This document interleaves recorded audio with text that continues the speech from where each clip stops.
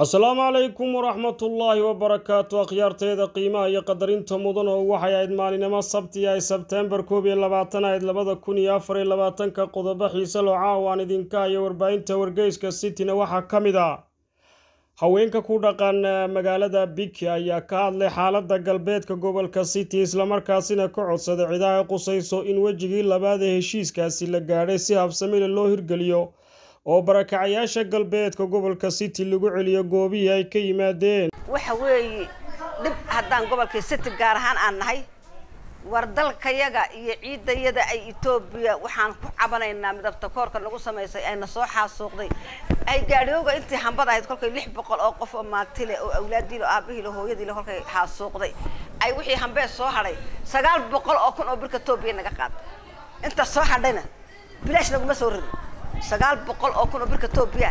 iyo ka soo qaaday dadkii dhiiga dhex jeef waxay nagu soo rartay baaburadii Itoobiya ciidanka federaalkana nagu soo raray mulibana nagu keen 900 kun oo madax faraadis weeyaan haday waliba inta abaal ma ku qabtiin bay Itoobiya naga tir haddana waxaasi afar ma ahina Itoobiya waxaan leenahay wala jir baa la gaadhay waan heshiis baa sameeynaa badana Addis la fadhiistay shirkii la gorfeeyay waxa lagu soo gooyay madaxweynaha Mustafa Maxamed Umar war dadkaagi soo celi afar waa soo celinayna barakac bay afar leeda boqol sano degmad aqalka qulay afar ku lahayd gobolka City hana noo sheego dawladda noo sheegto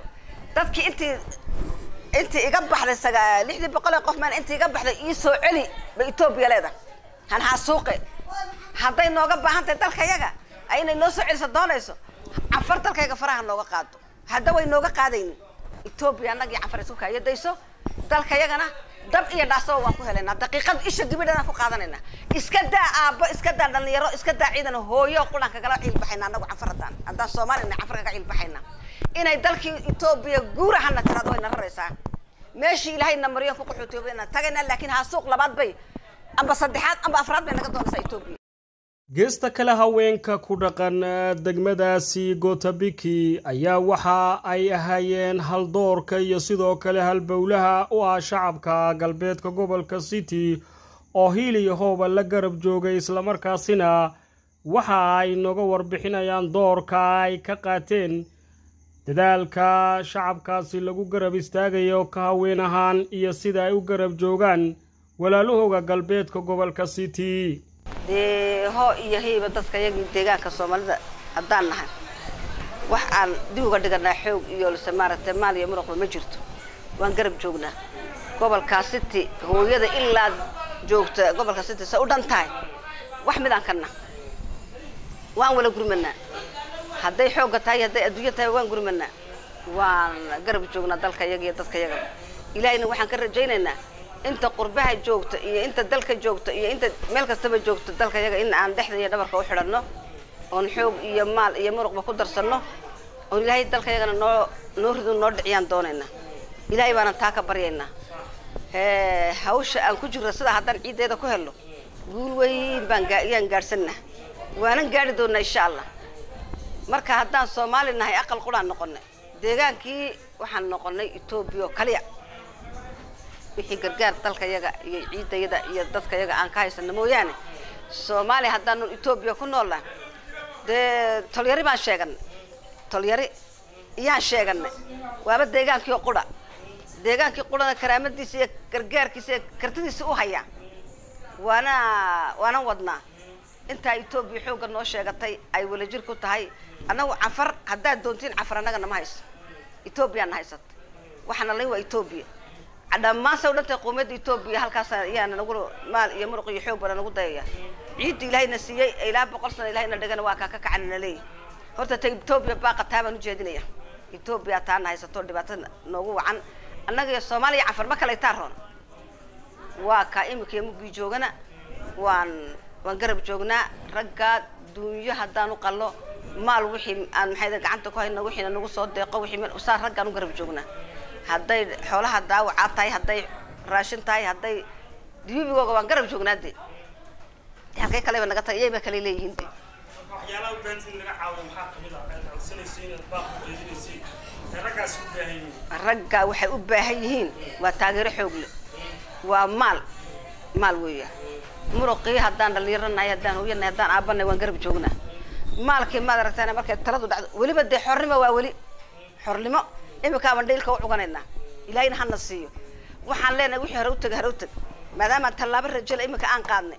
oo tallaabadayadii aan ciidaysa aan u dul joogno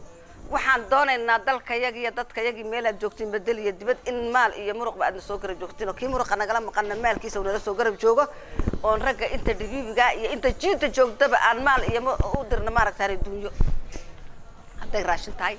hadday maaragtay dhar la xidho tahay raggu wuxuu u baahan yahay ragga dhibibiga ee kolka yimaadin laba goor baa loo bedelaa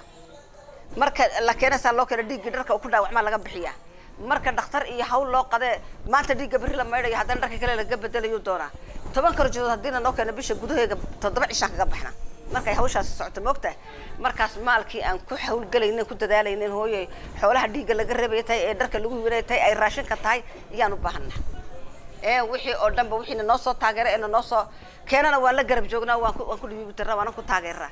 dalka dhexdeeda ciida wixii aan hooyaha abiya dhalinyar haysana waan la garab joognaa laakiin taageeradii baan nagu gaabana taageeradaana nagu soo tuuro sidaas geesta kale haweenka ayaa waxay bogaadiyeen adeega ay ka helaan hospitalka City Hospital ee ku yaala magaaladaasi Biki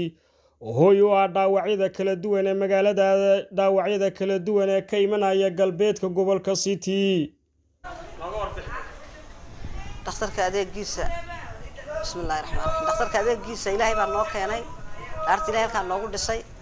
ilaahay dana deegaankayaga colaada uu alla xaqiisa ka ogaanagu ma ogeyna ilaahay dhakhtarkaana noo keenay ilaa iyo dhaartii dibtu dhacday subaxa saaka ana adeeg fiican buu leeyahay si fiican buu noogu adeeg bixiyaade dadkayga dhibiga ka dhibi bixinay ninkii saacadiisu soo dhamaata unba tagay wixii hawsha dhaka laga jiro saacadu dadka iska timid cidba ma cilneys laakiin wallahi sida runta bideena dhamaatay mooyaane uu adeega si fiican buu noogu adeeg bixiyaa waan la garab joognaa hadday ciidankii qaranka deegaanka tahay hadday ka gobolka tahay hadday shacabka tahay dhammaan iyo dhakhtarka waan saysanaa bulshada si fiican isku taageersan baan nahay dagaaladii ka dhacay galbeedka gobolka City ayaa waxay saameyn uu ku yeeshay dhinaca nolosha dhaqan dhaqaale hadday tahay bulshada xoolo dhaqatada waxaana laga dareemayaa suuqyada kala duwan ee magaalooyinka ku yaala galbeedka gobolka City waa kuwan qaar kamid ah haweenka ku dhaqan ganacsatada ee magaaladaasi Biki oo ka warbixinaya saameyntu ku keenay intii dagaaladaas socdeen nolosha dhaqan dhaqaale dhibaatooyinka nagu keeneen saameynta ay ku yeelatay ilaa iyo magaalooyinka dhulkana waan sheegnay laakiin hadda la dhibta nagaga sii daran waa dollarka aad baan dhibaato ugu qabnaa ciishadii iyo noloshii oo qaaliyowday iyo dhulkoo dagaal ku socdo dollarku dhibaato xoog weyn baa ka jira Itoobiya anigu waxaan fikir ahaan aan gaarsiin lahaa cabashadayada in dollarka naloo eego aad baan dhibaato ugu qabnaa hadday sixir barba koray lama gaari karayo raashinkii maryahan aan iibinayno iyadana lama gaari karayo in Itoobiyadu ay noo gurmato ay arrinka dollarkaas hoos u eegto ayaan anagu codsan lahayn haddaan nahay shacabkii gobolka City ayaan joogaa waa ka gobolka City maanta waa nabadgelyo uu fiican yahay gobayaha waxaan sabtida maxayde salaasada iyo arbacada yaan shaqaysanaa aad iyo aad adeecada wanaagsan sida fiican noo soo booqatay waan fiicannahay alxamdulillaah arladan way fiican tahay wadanku waa nabad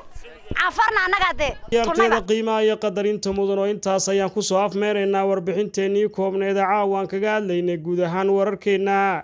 intaan warkan war lamida ku kulmi doono waxaan idinku dhaafayaa sidaas iyo amaana Allah